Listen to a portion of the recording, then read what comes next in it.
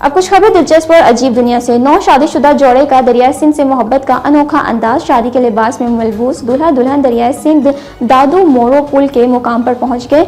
दूल्हा शिबान अलमानी ने कहा है कि हमारा गांव अलहादाद अलमानी दरिया सिंध के किनारे पर वाक़ है। शिबान अलमानी कन्यार की रुखसती दरिया सिंध से करवाई है। दूल्हा का कहना था कि दरिया सिंध किसी भी सूरत में किनार निकालने नहीं देंगे। हमारा जीने का वाहिद जरिया सिंधु दरिया का पानी है।